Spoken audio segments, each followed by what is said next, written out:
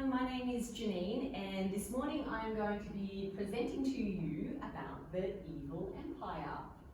My presentation will be broken into 4 parts.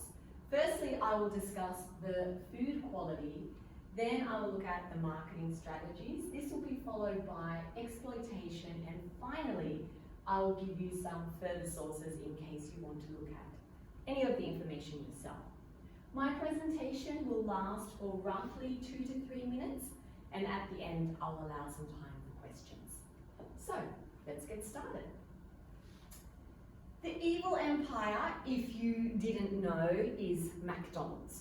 So I'd like to quickly talk to you about the food quality of McDonald's. Now, McDonald's claims, at least in Australia, that all of their produce is locally sourced, ethically sourced, and they have many healthier options. However, we all know that the reality does not meet the expectations of what we see. McDonald's may advertise delicious looking meals and claim that it is healthier. However, unfortunately, as I said, the reality never stacks up to meet what we expect.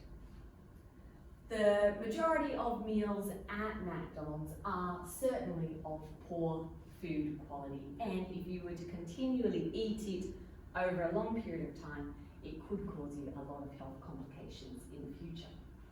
So now that we've looked at the food quality, I want to look at some of the marketing strategies that McDonald's employs.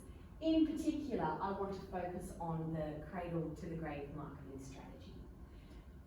As you can see from my picture here, cradle to the grave basically refers to marketing things to children, because they believe if you market your products to children, you've created a customer for life. It's been shown through research that brand loyalty can start from as early as the age of 2. Pretty scary, I know.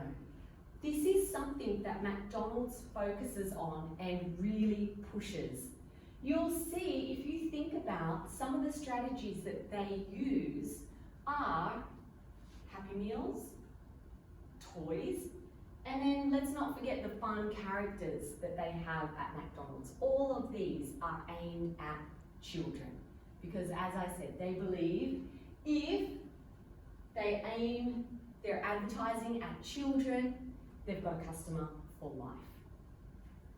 So now let's look at exploitation. McDonald's, like many other fast food restaurants, it's not just McDonald's, but this presentation is focusing on McDonald's, exploits their workers. When I talk about their workers, there are many people who help drive this fast food chain. Firstly, teenagers are often working in life-threatening situations. And what I mean by this is, McDonald's restaurants stay open very late, and in some countries they're 24/7. Many of the staff working at McDonald's are teenagers, and even the store managers are just in their early teens, or early 20s I should say. They don't have security guards at any of the stores, and as a result of that, many of the stores, in particular in the US, have been held up. So here you have a group of teens working late at night or in the early hours of the morning, being put in life-threatening situations. And this is based on research done by Schlosser in his 2001 book, Fast Food Nation. So that is one way that teenagers are put in unsafe working conditions or life-threatening situations. The next point of exploitation that I want to talk about is the exploitation of farmers. Given that McDonald's is a big business and they are focusing on profit, they will often screw the farmers down to get the cheapest price possible for their produce.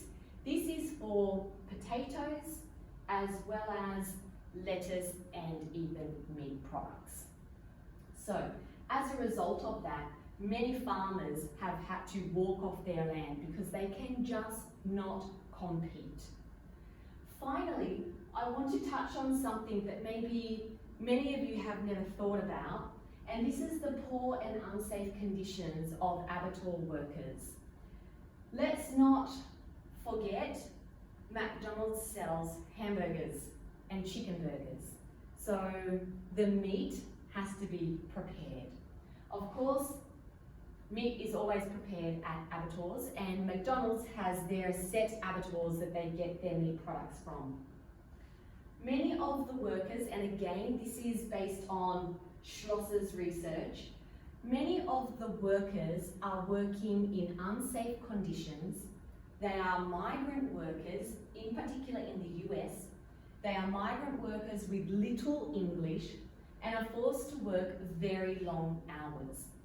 As a result of this, in Schlosser's investigation, when he went to the abattoirs and interviewed many of the workers, he found that many of the workers were using ice and other amphetamines to be able to stay awake, to be able to do the work that was required of them. This, of course, put them in many unsafe conditions. Another thing he found was that when workers were injured on site, the doctor who was employed by the abattoir would basically come and tell them, "You're okay, sit down for a minute," and then back to work. So the staff were clearly not taken care of. And these are workers that have been working for abattoirs that sell products directly to fast food companies, in particular McDonald's. So, now that I have explained a little bit about their exploitation, I want to tell you about some of the further sources that I have used in my presentation that you may also be interested in checking out if you have time. So, firstly, I've made mention of quite a bit Schlosser's expose Fast Food Nation. If you get a chance to read it, it is an eye-opener and very interesting. And then finally, if you're not a reader, but you like to watch movies, you might be interested in Morgan Spurlock's 2004 film, Super Size Me. This brings me to the end of my presentation. Thank you for your attention. Here are my references. Does anybody have any questions? Thank you.